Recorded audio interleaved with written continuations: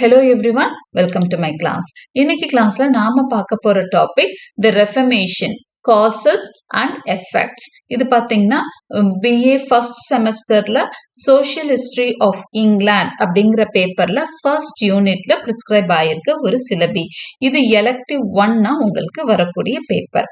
Okay, before we enter into the class a kind request, நம்ம channel இன்னும் subscribe பண்ணலைன்னா subscribe பண்ணுங்க, உங்க ஃப்ரெண்ட்ஸ்க்கும் ஷேர் பண்ணுங்க, சஜஸ்ட் பண்ணுங்க. Thank you. Introduction. The Reformation in England. First வந்து Reformation என்னன்னு நம்ம பார்த்துக்கலாம். Reformation அப்படின்றதுக்கு தமிழ்ல என்ன மீனிங்னா சீர்திருத்தம்னு மீனிங். ஓகே, சீர்திருத்தம் வந்து எல்லாத்துலயும் பண்ணலாம். எதுல சமூகத்துல, பாலிடிக்ஸ்ல, ரிலிஜன்ல எல்லாத்துலயுமே வந்து சேஞ்சஸ். அது சீர்திருத்தம்னு என்ன changes. Okay, so changes could be brought in all things. எல்லா விஷயம் எதெல்லாம் வந்து சொசைட்டில முக்கியமான விஷயங்களோ இன்ஸ்டிடியூஷன்ஸோ அது எல்லாத்துலயுமே சேஞ்சஸ் கொண்டு வரலாம்.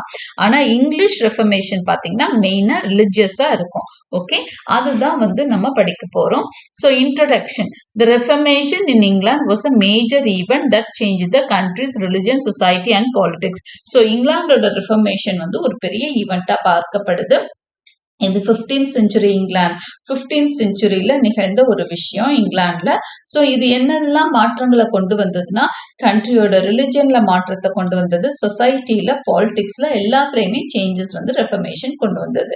It was caused by a mix of religious dissatisfaction. So முக்கியமா இதுக்கான காசஸ் என்ன, ரீசன் என்ன, ரெஃபர்மேஷன் நிகழ்ந்ததுக்கான ரீசன் என்ன அப்படின்னு பாத்தீங்கன்னா ரிலிஜியஸ் டிசாட்டிஸ்ஃபேக்ஷன்.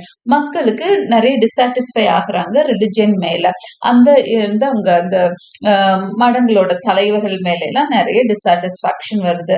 ஓகே, அடுத்ததா king Henry AIDS personal issues. King Henry eight தான் ரூல் பண்ணிட்டு இருக்கிறாரு. அவர் யாரு அப்படின்னு சொன்னா குவீன் எலிசபெத் ஒன்னோட அப்பா தான் king Henry eight. Okay, so அவரோட பர்சனல் மோட்டிவ்ஸ் ஒரு சில விஷயங்கள் இருந்தது. அதுக்காகவும் அந்த ரிஃபர்மேஷன் ரீசனா அமைது. அடுத்தது எக்கனாமிக் மோட்டிவ்ஸ், ஒரு சில எக்கனாமிக் ப்ராப்ளம்ஸும் அந்த ரெஃபர்மேஷனுக்கு காரணமா இருந்தது, அண்ட் பொலிட்டிக்கல் ஃபேக்டர்ஸ். ஸோ இந்த விஷயங்களை தான் நம்ம டீட்டெயில்டா அடுத்து டிஸ்கஸ் பண்ண போறோம். Causes of the Reformation in England. So causes வந்து பார்க்க போறோம், டீடைல்டா பார்க்க போறோம். ரிலிஜியஸ் டிசாட்டிஸ்பாக்சன். அப்போ முதவே சொன்னோம் ரிலிஜியஸ் டிசாட்டிஸ்பாக்சன் காரணமா இருந்ததுன்னு. என்ன விதமான ரிலிஜியஸ் டிசாட்டிஸ்பாக்சன் அப்படின்றத நம்ம டீடைல்டா தெரிஞ்சுக்கலாம். Many people were unhappy with the Catholic Church, especially its corruption, such as the selling of indulgences and the behavior of some clergy. அப்போ clergy அப்படின்னு சொன்னா அங்க இருக்கக்கூடிய அந்த ஃபாதர்ஸ், ரோமன் கேத்தலிசிசம் தான் அங்க பிராக்டிஸ் பண்ணப்பட்டு வருது. ஸோ அங்க வந்து பாத்தீங்க அப்படின்னா நிறைய மடங்கள் இருக்கு. ஓகே, மொனாஸ்ட்ரிஸ் அப்படின்னு அதை இங்கிலீஷ்ல சொல்லுவாங்க. இங்கிலாந்துல வந்து நிறைய மொனாஸ்ட்ரிஸ் இருக்கு. அந்த மொனாஸ்ட்ரிஸ்க்கு என்ன ஃபாதர் மதர் இந்த மாதிரி எல்லாம் அவங்க இருப்பாங்க இல்லையா, அதெல்லாம் வந்து வச்சு அந்த மொனாஸ்ட்ரிஸ் நடந்துட்டு இருக்கு. இப்ப மக்களுக்கு என்ன பிரச்சனைனா அங்க உள்ள நிறைய கரப்ஷன் நடக்குது. கிளர்ஜி பீப்புள் வந்து பிஹேவியர் சரியில்லைன்னு நினைக்கிறாங்க, கரப்ஷன் உள்ள நடக்குதுன்னு நினைக்கிறாங்க. they were unhappy with the Catholic Church. Catholic சர்ச்சோட நிறைய விஷயங்கள்ல மக்களுக்கு உடன்பாடு வரல. என்ன மாதிரி விஷயங்கள் மெயினா அப்படின்னு சொன்னா நிறைய பிராக்டிசஸ் அவங்களுக்கு பிடிக்கல. அதுல முக்கியமா இன்டெலிஜென்சஸ் விற்கிறது அவங்களுக்கு பிடிக்கவே இல்லை. அது செல்லிங் ஆஃப் இன்டெலிஜென்சஸ் அப்படின்னு சொல்றது. அது என்ன இன்டெலிஜென்சஸ் அப்படின்னு சொன்னா பாவ மன்னிப்புக்கு வந்து பணம் வாங்கி உன்னோட பாவம் வந்து தீர்ந்து போச்சுன்னு சொல்றது. ஓகே, அதுதான் செல்லிங் இன்டெலிஜென்சஸ். அப்போ அதுக்கு வந்து ஒரு லெட்டர் மாதிரி சம்திங் அவங்க வந்து இன்டெலிஜென்ஸுக்கு கொடுக்குறாங்க மக்களுக்கு. அப்ப மக்கள் வந்து அவ்வளவா இந்த காலம் மாதிரி இல்லை. அப்ப வந்து மக்கள் ரொம்ப சர்ச்சை வந்து நம்பிட்டு இருந்தாங்க. அங்க இருக்கிற அந்த சர்ச் லீடர்ஸ் இருக்காங்க இல்லையா, சர்ச் லீடர்ஸ் இந்த சென்ஸ் அந்த ரிலிஜியஸ் லீடர்ஸ் என்ன சொன்னாலும் அப்படியே நம்புவாங்க. அப்ப அவங்க என்ன சொல்றாங்க, அங்க இருந்த பிராக்டிஸ்ல இருந்த அந்த ரிலிஜியஸ் லீடர்ஸ் என்ன சொல்றாங்கன்னா அவங்களோட தவறுகள், பாவ மன்னிப்பு, அவங்க செஞ்ச கிரைம்ஸ், சின்ஸ், அப்புறம் இன்டெலிஜென்ஸ் அப்படின்னா அவங்க இன்பங்களை எல்லாம் வந்து பாவமா கருதுறப்போ அதை வந்து என்ன பண்றாங்க அப்படின்னு சொன்னா இதை எப்படி போக்குறதுன்னு வழி கேட்கிறப்போ இவங்க என்ன பண்றாங்க, பாவ மன்னிப்பு மாதிரி ஒரு சில விஷயங்களை விற்கிறாங்க பணத்துக்காக. நீ இதை வந்து செஞ்சேன்னா உனக்கு என்ன ஆகும், இந்த இது தவறு வந்து இதாயிடும், யூ வுட் பி பார்டன்ட் அப்படிங்கிற மாதிரி பார்டன் சர்டிபிகேட் மாதிரி கொடுக்குறாங்க. இந்த மாதிரி எல்லாம் விற்கிறாங்க. இதுதான் வந்து ஒரு ப்ராக்டிஸா இருக்கு. இதுல நிறைய பேருக்கு அதிருப்தி வருது. ஒரு சில பேர் இது பயங்கர ஏமாத்து வேலைன்னு நினைக்கிறாங்க. ஸோ இந்த மாதிரி விஷயங்கள் எல்லாம் எங்க நடக்குது, ரிலிஜியஸ்ல அப்ப இருந்த ரோமன் கேத்தலிக் பிராக்டிசஸ்ல இருந்திருக்கு. நீ நல்லா புரிஞ்சுக்கணும். அப்போ அதாவது 15th செஞ்சுரியில இங்கிலாந்துல ரோமன் கேத்தலிக் பிராக்டிசஸ்ல இதெல்லாம் இருந்திருக்கு. ஸோ இதெல்லாம் மக்களுக்கு நிறைய வெறுப்பு ஊட்டுது. Okay, religious thinkers like John Wycliffe and later figures such as Martin Luther and John Calvin inspired critical attitude toward the Catholic church. அப்போ மக்கள் வந்து ரொம்ப அவங்கள நம்பி போயிட்டு இருக்கிறப்போ ஒரு சில லீடர்ஸ், ஓகே, ரிலிஜியஸ் திங்கர்ஸ் இருக்கிறாங்க. ஜான் வைக்லிஃப், இவர் வந்து பைபிள் டிரான்ஸ்லேட்டர்ல முக்கியமான ஒருத்தர் தான் ஜான் வைக்லிஃப். அவர் 14th செஞ்சுரி சேர்ந்தவர். அதுக்கப்புறம் வந்து மார்டின் லூத்தர், அப்புறம் ஜான் கால்வின். இந்த மாதிரி ரிலிஜியஸ் லீடர்ஸ் என்ன பண்றாங்க, திங்கர்ஸ், இவங்கெல்லாம் ரொம்ப யோசிக்கிறவங்க. அவங்கெல்லாம் வந்து இல்ல இல்ல இதெல்லாம் ரொம்ப கிரிட்டிக்கலா அவங்க திங்க் பண்ணி நிறைய சொல்ல ஆரம்பிக்கிறாங்க. இதெல்லாம் தப்பு, இவங்க வந்து செய்யறதெல்லாம் தப்புன்ற மாதிரி மக்களுக்குள்ள நிறைய சந்தேக விதைகளை கிளப்புறாங்க இவங்க எல்லாம். இதனால நிறைய ரிலிஜியஸ் டிஸ்சாட்டிஸ்பாக்சன் மக்களுக்குள்ள வருது. இது ஒரு மெயின் ரீசன். அடுத்தது என்னன்னு பாத்தீங்கன்னா கிங் ஹென்ரி எய்ட்ஸ் டைவர்ஸ். இப்ப கிங் ஹென்ரி எய்ட் வந்து அவரோட ஒய்ஃப், அவர் தான் ரூல் பண்ணிட்டு இருக்கிறாரு. அப்போ அவரோட ஒய்ஃப் பேர் வந்து கேத்தரின், இந்த கேத்தரின் ஆஃப் ஆரகன் அப்படின்னு சொல்றாங்க. King Henry eight wanted to divorce his wife, annulment அப்படின்னு சொல்லுவாங்க, அதாவது டைவர்ஸ். ஓகே, அவருக்கு என்னன்னா டைவர்ஸ் தேவைப்படுது ஒய்ஃப்ட இருந்து. அவருக்கு என்னன்னா அவங்க ஷீ குட் நாட் ப்ரொடியூஸ், அவர் சொல்ற ரீசன் வந்து ஷீ குட் நாட் ப்ரொடியூஸ் அ மேல் ஹேர், அதாவது ஒரு ஆண் வாரிசை எனக்கு உங்களால கொடுக்க முடியல, அதனால நான் வந்து இன்னொரு பெண்ணை வந்து கல்யாணம் பண்ணிக்க போறேன். ஆக்சுவலா அவர் he has fallen in love, அவர் வந்து இன்னொரு பெண் மேல காதல் வயப்படுறாரு. அதுக்காக என்ன பண்றாரு அப்படின்னு சொன்னா he wants to divorce Catherine of Aragon. ஆனா இது வந்து யாரு வந்து டைவர்ஸுக்கு, கிங்கோட டைவர்ஸை யாரு சம்மதிக்கணும், அந்த டைம்ல என்ன மாதிரி ஒரு இது இருந்தது, சட்டம் இருந்தது அப்படின்னு சொன்னா கிங்கோட எல்லா விஷயங்களும் வந்து போப் தான் டிசைட் பண்ணுவார். இந்த மாதிரி விஷயங்கள்லாம் போப் தான் டிசைட் பண்ணுவாரு. அப்போ ரோமன் கேத்தலிக் போப் அவர் என்ன பண்றாரு, போப் கிளமெண்ட்னு சொல்றாங்க, அவர் வந்து என்ன பண்றாரு அப்படின்னு சொன்னா இது வந்து அவர் ஒத்துக்கல. Okay, excuse me, sorry for the disturbance. So actually இந்த போப்போட நேம் தான் ரெஃபர் பண்ணேன். என்ன அப்படின்னு சொன்னா இந்த போப் யாரு அப்படின்னு சொன்னா போப் கிளெமெண்ட் 7. ஓகே, அவரு தான் கிங் ஹென்ரி எயிட்டோட டைவர்ஸை ரெஃப்யூஸ் பண்ணிடுறாரு. ஏன்னா டைவர்ஸ் பண்ணணும் அப்படின்னாலும் அவங்க மேரேஜ்ல எந்த ஒரு இஷ்யூனாலும் போப் தான் கிங்குக்கு தீர்த்து வைக்கணும். இப்போ அவர் என்ன சொல்றாரு, இது டைவர்ஸ் எல்லாம் பாசிபிளே கிடையாது, செகண்ட் ஒய்ஃப்னா இல்லெஜிட்டிமேட்டா தான் வச்சுக்க முடியும், லெஜிட்டிமேட்டா லீகலா சட்டப்பூர்வமா நீங்க டைவர்ஸ் பண்ண முடியாதுன்னு சொல்லிடுறாங்க. ஓகே, ஸோ இதனால இந்த pope refuse to grant the divorce, உங்களுக்கு மறுமணத்துக்கு வாய்ப்பு இல்லைன்னு சொல்லிட்டாரு. மறுமணம்னு சொல்றதை விட டைவர்ஸுக்கு வாய்ப்பே இல்லை. ஓகே, மறுமணம் வந்து அவர் பண்ணிக்க, டைவர்ஸ் இல்லாம மறுமணம் பண்ண முடியாது கிங் வந்து, ஏன்னா ஒரு குவீன் தான் இருக்க முடியும். வேணும்னா இதா இருக்கலாம், இல்லெஜிட்டிமேட் அஃபேர்ஸ் இருக்கலாம். ஓகே, சட்டத்திற்கு புறம்பான விஷயங்கள் வேணா கிங் வந்து அது இது பண்ணிக்கலாமே ஒழிஞ்சு அவங்க சாய்ஸ், அதை ஒன்றும் யாருமே எதுவும் பண்ண முடியாது, கொஸ்டின் பண்ண முடியாது. ஆனா சட்டப்பூர்வமா என்ன பண்ண முடியாது, he cannot gain அந்த ரைட்ஸ் கெயின் பண்ண முடியாது. அவங்களை டைவர்ஸ் பண்ண போப் கிளெமெண்ட் 7 அனுமதிக்கல. So Henry broke away with the Roman Catholic Church in 1534. இதனால ஹென்ரிக்கு ரொம்ப கோபம் வருது. Okay, so he wanted to marry Anne Boleyn. Anne Boleyn அப்படின்னு சொல்லி ஒரு பெண்ணை தான் அவர் ரொம்ப நேசிக்கிறார். அவங்கள கல்யாணம் பண்ணிக்கலாம்னா அதுக்காக பெர்மிஷன் கிடைக்கலன்றது அந்த கோபம் அவருக்கு வருது. அதனால என்ன பண்றாரு அப்படின்னு சொன்னா பெர்மிஷன் கிடைக்கலன்னு, டைவர்ஸ் பெர்மிஷன் கிடைக்கலன்னு, சரி நீங்க எங்களுக்கு அத்தாரிட்டியா இருந்தா தானே இந்த மாதிரி எல்லாம் பண்ணுவீங்க, நாங்க வந்து இங்கிலாந்து வந்து ரோமன் கேத்தலிக் சிஸ்டம்ல இருந்து நாங்க பிரேக் பண்ணிக்கிறோம் அப்படின்றார். அப்போ இவரோட பர்சனல் மோட்டிவ் அங்க வெளியே வந்துருது, கிங்கோட பர்சனல் மோட்டிவ் அங்க வந்துருது. So Henry broke away with the Roman Catholic Church in 1534. இந்த டேட்லாம் வந்து முக்கியமான டேட். ஓகே, 1534ல இருந்து இங்கிலாந்து என்ன பண்ணுது அப்படின்னு சொன்னா அந்த ரோமன் கேத்தலிக் பிராக்டிசஸை நிப்பாட்டுறாங்க. Establishing the church of England with himself as the supreme head through the act of supremacy. Act of அப்ப என்ன பண்றாரு, ரோமன் கேத்தலிக் சர்ச்ல இருந்து பிரேக் பண்ணிட்டு அப்ப இங்கிலாந்து என்ன டிசைட் பண்றாங்கன்னா ஆக்ட் ஆஃப் சுப்ரீமசி அப்படின்னு ஒரு ரூல் அவங்க ஒரு ரூல் ஃபார்ம் பண்றாரு. ரிலிஜியஸ் லீடர்ஸ் ரோமன் கேத்தலிக்க தான் இவங்க கேத்தலிசிசம் தானே ஃபாலோ பண்ணிட்டு இருந்தாங்க. அதுல இருந்து பிரேக் பண்ணி ஆக்ட் ஆஃப் சுப்ரீமசின்னு ஒன்று பாஸ் பண்றாரு கிங் ஹென்ரி VIII இங்கிலாந்துக்குள்ள. அந்த ஆக்ட் படி சர்ச் ஆஃப் இங்கிலாந்துன்னு ஒரு புது ரிலிஜனை அங்க தொற்றுவிக்கிறார். இன்னைக்கும் இங்கிலாந்து ஃபாலோ பண்ற ரிலிஜன் இதுதான், church of England, Anglican church, English சர்ச்னு சொல்லுவாங்க.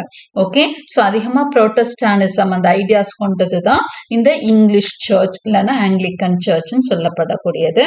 இன்னைக்கும் சர்ச் ஆஃப் இங்கிலாந்து தான் அவங்க ஃபாலோ பண்ற church. Okay, Roman Catholic church இல்லை, இவங்களோடது வந்து church of England. Okay, so அது சர்ச் ஆஃப் இங்கிலாந்து எஸ்டாப்ளிஷ் பண்றாரு, சுப்ரீம் ஹெட்டா கிங் ஆக்கிக்கிறாரு. ஓகே, யாரும் வந்து கிங்கை கொஸ்டின் பண்ண முடியாது அப்படிங்கிற மாதிரி கொண்டு வர்றாரு. ஓகே, கிங்கையோ குயினையோ யாரும் கொஸ்டின் பண்ண முடியாதுன்னு கொண்டு வர்றாரு. ஆக்ட் ஆஃப் சுப்ரீமசி, கிங்குக்கு தான் எல்லா சுப்ரீமசியும் இருக்குன்னு ஒரு ஆக்டும் பாஸ் பண்றாரு. ஸோ இது வந்து கிங் ஹென்ரி VIII டைவர்ஸ் இந்த இஷ்யூ தான் பெரிய காரணமா அமைஞ்சது. ஓகே, ஒரு பக்கம் மக்களுக்கு ஒரு டிஸாட்டிஸ்பாக்சன் அது ரொம்ப நாளா இருந்துட்டு இருக்கு. But king Henry VIII divorce தான் உடனடி காரணமா அமையுது. ஓகே, அங்க ரிஃபர்மேஷனுக்கான உடனடி காரணமா அவர் என்ன பண்றாரு, டக்குன்னு உடனே என்ன பண்றாரு, வித்ட்ரா பண்றாரு, நீங்க உங்களை நாங்க ஃபாலோ பண்ண மாட்டோம் அப்படின்னுறது. ஓகே, அடுத்தது economic motives. The Catholic search was very wealthy, owning a lot of land. Henry and the nobility wanted this wealth. When Henry broke away from Rome, he seized church lands and riches through the dissolution of monasteries between 1536 and 1541. அடுத்தது இப்போ வந்து reformation இதுதான் நடக்கப்போ. இப்போ இவர் break பண்ணோன்னு reformation ஆரம்பிச்சிருது. இங்கிலாந்துல இருக்க ரிலிஜனை வந்து என்ன பண்றாங்க, சீர்திருத்தம் பண்ண ஆரம்பிச்சிடுறாங்க. அப்போ கேத்தலிக் சர்ச் பாத்தீங்க, அதுக்கு முதல் வரைக்கும் அவங்களுக்கு கொஸ்டின் பண்ண ஆள் இல்லாம இருந்தது. மடங்கள், மொனாஸ்ட்ரிஸ் உள்ள இருந்த ரிலிஜியஸ் லீடர்ஸ் நிறைய யாருமே கொஸ்டின் பண்ணல. அப்படிங்கிறப்போ அங்க நிறைய தவறுகளும் நடந்துட்டு இருந்தது. அது மட்டும் இல்ல, it was very wealthy. Okay, அவங்க வந்து நிறைய பணம் வச்சிருந்தாங்க. ஒவ்வொரு மொனாஸ்ட்ரிக்கும் சொந்தமான நிறைய வெல்த் இருந்தது, நிறைய லேண்ட் வச்சிருந்தாங்க. அப்போ ஹென்ரிக்கும் அங்க இருந்த லார்ட்ஸ்க்கெல்லாம் இது ஒரு பெரிய வைத்தறிச்சலா இருந்தது. பொலிட்டிக்கல் லீடர்ஸை விட ரிலிஜியஸ் லீடர்ஸ்க்கு நிறைய வெல்த் இருக்குன்னு அவங்க யோசிச்சாங்க. அப்போ Henry and the nobility wanted this wealth. இந்த வெல்த் மேலேயே அவங்க ஆசைப்பட்டாங்க. When Henry broke away from Rome, he seized church lands and riches through the dissolution of monasteries. அடுத்து இவர் ஒரு ஆக்ட் பாஸ் பண்றாரு, அதுல dissolution of monasteries கொண்டு வர்றாரு. இந்த ஆக்ட் ஆஃப் சுப்ரீமசியை ஒட்டி dissolution of monasteries-உம் இது பண்றாரு. ஓகே, அந்த லாவும் பாஸ் பண்றாரு. டெசல்யூஷன் ஆஃப் மொனாஸ்ட்ரிஸ்னா மடங்களை கலைத்தல்னு அர்த்தம். டெசல்யூஷன் கலைக்கிறது, மொனாஸ்ட்ரிஸ்னா மடங்கள். ஸோ மடங்களை எல்லாம் கலைக்கிறாரு. ஸோ மடங்களை எல்லாம் கலைக்கிறது அப்படின்னு சொன்னா அங்க இருந்த மொனாஸ்ட்ரிஸ் இருக்குது இல்லையா, அதுல அதையெல்லாம் உள்ள இருக்கிற விஷயங்கள் எல்லாத்தையுமே கலைக்கிறப்ப என்ன ஆகும் அப்படின்னா அதோட லேண்ட் எல்லாம் சீஸ் பண்றாங்க. மொனாஸ்ட்ரிக்கு சொந்தமான எல்லா நிலங்கள், எல்லா வெல்த், கோல்டு, சில்வர் மாதிரி விஷயங்கள், ரிச்சஸ் எல்லாமே கவர்மெண்ட்டுக்கு வந்து சேருது.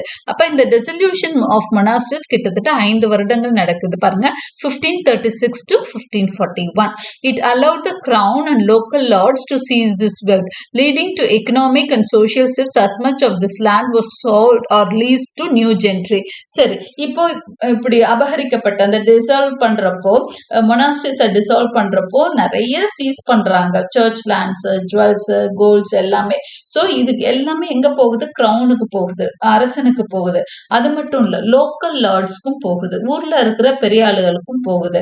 they all seized the wealth, leading to economic and social shifts. அப்ப நிறைய லேண்ட் ஊருக்குள்ள, ஒரு ஊர்ல இருக்க மொனாஸ்ட்ரி டிசால்வ் பண்றப்போ அரசனுக்கு போறது பாதி போகுதுன்னா மீதி வந்து ஊர்ல இருக்கிற லீடர்ஸ்க்கு தான் போகும்.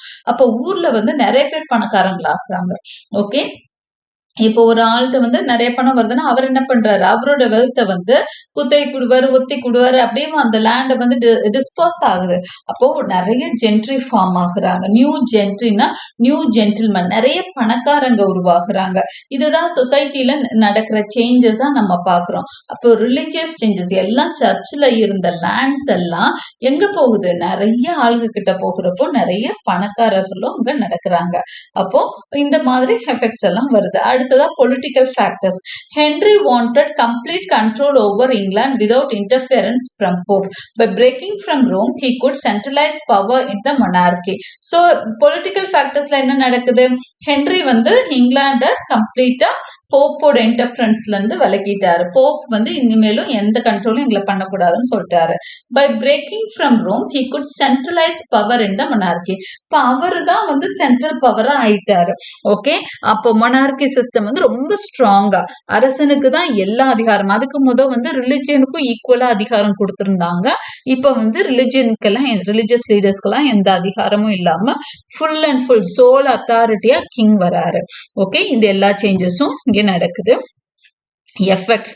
இப்போ இந்த ரெஃபர்மேஷன் நடந்ததுனால என்னென்ன டிரான்ஸ்ஃபர்மேஷன் கண்ட்ரில ஏற்படுது அப்படிங்கிறத பார்க்கலாம். Creation of the church of England. So இதை நம்ம ஆல்ரெடி பார்த்தோம் இல்லையா. Henry declared himself as the head of the new church of England which was independent of the pope but kept many catholic traditions at first. So church of England create பண்ணிட்டாருன்னு பார்த்தோம். இப்போ Henry தான் அதுக்கு leader ஆகுறாரு. லீடர்னா religious leader அப்படிங்கிறத விட head அவர் தான். அவருக்கு கீழே ஆர்ச் பிஷப்னு இருப்பாங்க.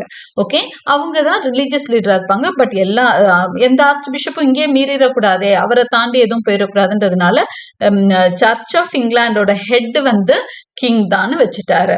Okay, he declared himself the head of the new church of England which was independent of the pope. போப்புக்கும் எங்களுக்கும் சம்பந்தம் இல்லைன்னு சொல்லிட்டாங்க. but kept many catholic traditions at first. இவங்க கேத்தலிசிசம் தான் ஃபாலோ பண்ணிட்டு இருந்தாங்க அத்தனை நாளா. அதனால சர்ச் ஆஃப் இங்கிலாந்துனாலும் ஆரம்பத்துல கேத்தலிக் ட்ரெடிஷன்ஸ் தான் ஃபாலோ பண்றாங்க. பின்னாடிதான் புரோட்டஸ்டானிசம் வந்து அதிகமா உள்ள வருது பின்னாட்கள்ல தான். Religious conflict. The country became divided between Catholics and Protestants. இப்போ இதனால ரெஃபர்மேஷன்னால என்ன வருது, கேத்தலிக்ஸ்க்கும் ப்ராட்டஸ்டன்ட்ஸ்க்கும் இடையில ஒரு நிறைய டிவிஷன் வருது. Over the years rulers right, அதாவது பின்னால இந்த சர்ச் ஆஃப் இங்கிலாந்து நடந்ததுக்கு அப்புறம் உள்ள கண்ட்ரிக்குள்ள நிறைய இஷ்யூஸ், அதாவது ரிலிஜியஸ் ப்ராப்ளம்ஸ் நிறைய வருது.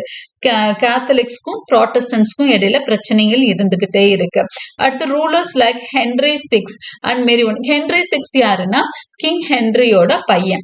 ஓகே, அவர் கொஞ்ச வருஷம் தான் ரூல் பண்ணுவாரு, ஏன்னா அவர் இறந்துருவாரு. ஓகே, அடுத்து மேரி ஒன் வந்து அவரோட டாட்டர். ஓகே, மேரி ஒன் யாரு, ஹென்ரியோட டாட்டர் தான்.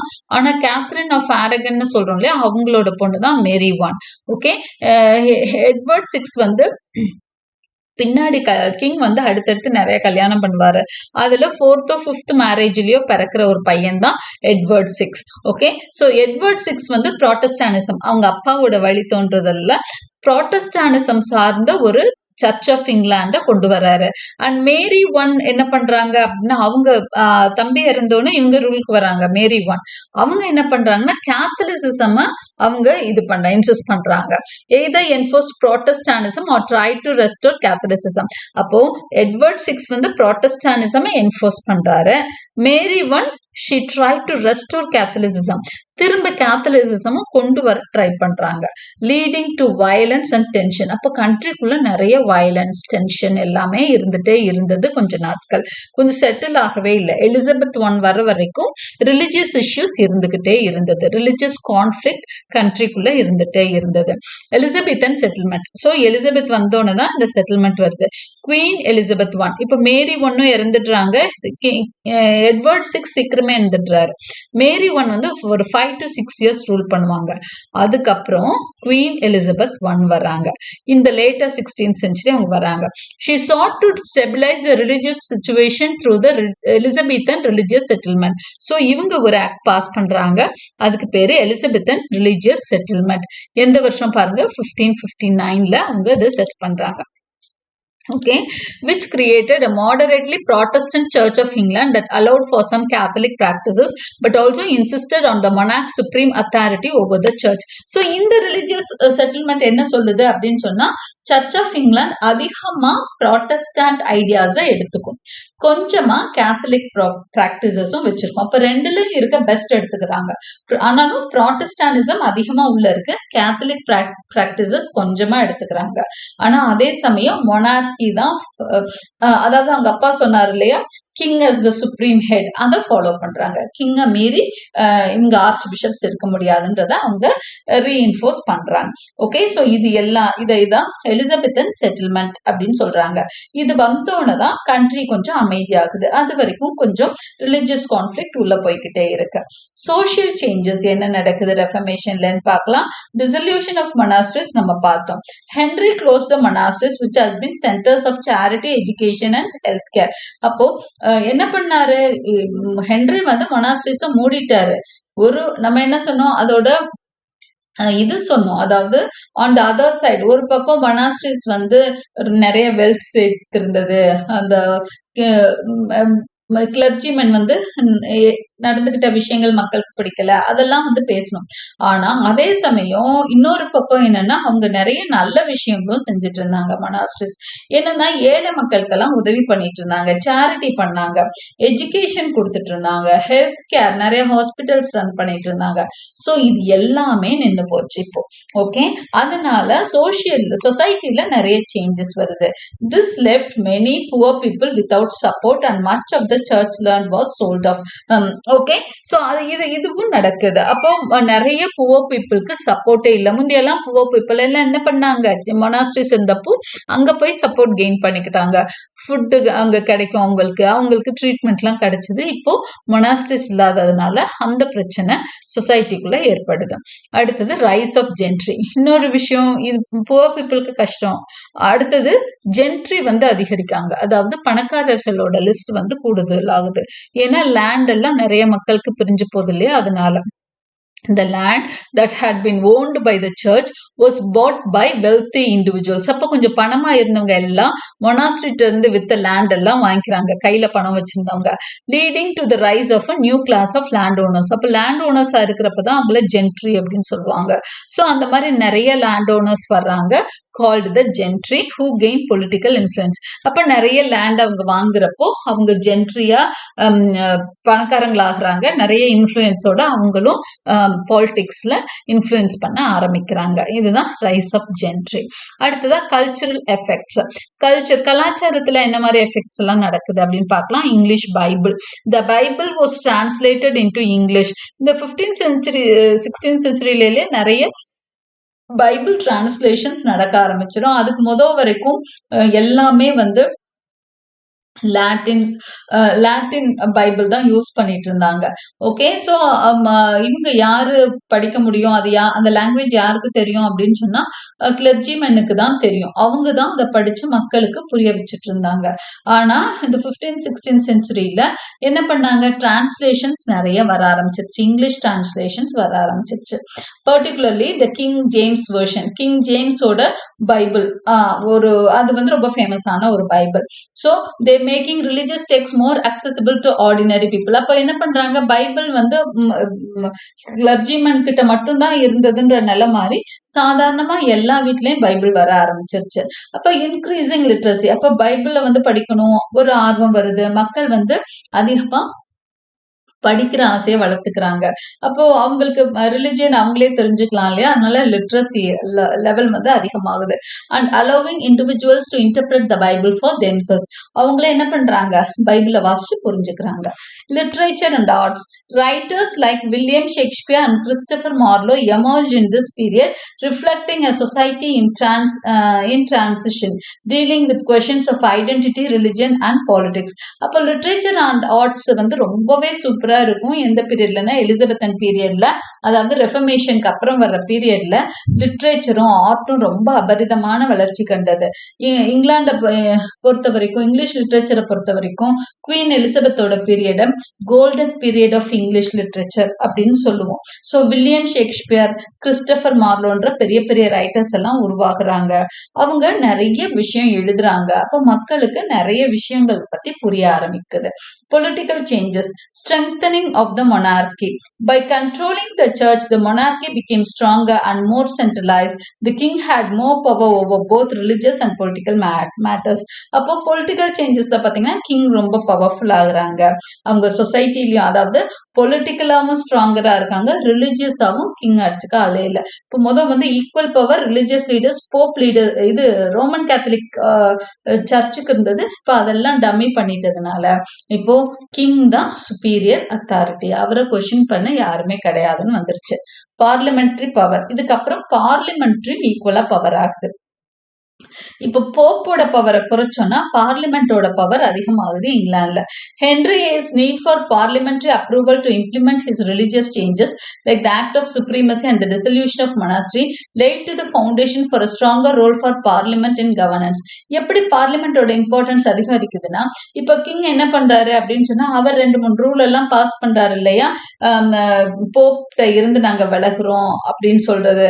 அதே மாதிரி dissolution of monasteries, act of supremacy, dissolution of monasteries, இதுக்கெல்லாம் அவருக்கு அந்த நேரம் பார்லிமெண்ட் சப்போர்ட் தேவைப்பட்டது. அப்ப பார்லிமெண்ட் அப்ப ஸ்டெபிலைஸ் பண்றாங்க. ஓகே, அது பின்னாடி பார்லிமெண்ட் கை ஓங்கவும் காரணமா ஆயிடுது. ஓகே, பின்னாட்கள்ல பியூரிட்டன் ரூல் வர்றப்போ பார்லிமெண்ட்ஸ் தான் கை தூக்குவாங்க, அதாவது அவங்களோட கை ஓங்கும். ஓகே, ஸோ பார்லிமெண்டோட பவர் அதிகமாகுது. Okay, long term religious divisions. The Reformation deepened divisions between Catholics and Protestants, which continued to cause conflicts for centuries, including during events like the English Civil War and tensions in Ireland. So நிறைய பிரச்சனைகள் ஆரம்பத்துல queen இதை தீர்த்து வைக்கிற மாதிரி இருந்தாலும் Catholic புரோட்டஸ்டன்ஸ் அந்த பிரச்சனை இருந்துகிட்டே தான் இருந்தது அப்படின்னு சொல்றாங்க. இங்கிலீஷ் சிவில் வார் வரைக்குமே அதெல்லாம், அதுக்கப்புறம் கூட இந்த புரோட்டஸ்டன்ஸ் கேத்தலிக்ஸ் பிரச்சனை, ரிலிஜியஸ் பிரச்சனைகள் இருந்துட்டே இருந்தது. Okay, conclusion. So the Reformation's impact on England was profound. England மேல ரெஃபர்மேஷனோட இம்பாக்ட் ரொம்ப அதிகம். ரெஃபர்மேஷன் அந்த சீர்திருத்தங்கள்னால, அதாவது ரிலிஜியஸ் சீர்திருத்தம் கிளம்பி நிறைய சேஞ்சஸ், நிறைய எஃபெக்ட்ஸும் காசஸும் நிறைய, நம்ம காசஸ் அண்ட் எஃபெக்ட்ஸ் நிறைய பார்த்தோம். It weaken the power of Catholic church. அப்போ கேத்தலிக் சர்ச்சோட பவர் குறையுது. It established a unique form of Protestantism. புரோட்டஸ்டானிசம்லயே ஒரு வித்தியாசமான ஃபார்ம் தான் church of England, and contributed to the rise of the gentry and parliamentary government. ஜென்ட்ரின்ற ஒரு புது குரூப் ஃபார்ம் ஆகுது, புது பணக்காரங்க நிறைய வர்றாங்க. அதே மாதிரி பார்லிமெண்ட்டும் ஸ்ட்ராங் ஆகுது. இது எல்லாம் ரெஃபர்மேஷனோட காரணம் தான், எஃபெக்ட்ஸ் தான். The Reformation changed the English society, shaping its religious, social and political structures for centuries and led to new power structures that shaped the country for generations. அப்ப Reformation என்ன பண்ணுது, இங்கிலீஷ் சொசைட்டியை கம்ப்ளீட்டா மாத்துது. ரிலிஜியஸா, சோஷியலா, பொலிட்டிக்கல் ஸ்ட்ரக்சர் எல்லாத்தையுமே மாத்தி அமைக்குது இந்த Reformation. New power structures வருது கண்ட்ரிக்கு. பல வருடங்கள் அந்த சேஞ்சஸோட எஃபெக்ட்ஸ் இருந்துட்டே இருந்ததுன்றத நம்ம தெரிஞ்சுக்கிறோம். Hope you like the explanation. உங்களுக்கு புரிஞ்சிருக்கும்னு நினைக்கிறேன். Like and subscribe my channel for more such videos. Press the bell icon for continuous notifications and thank you for watching.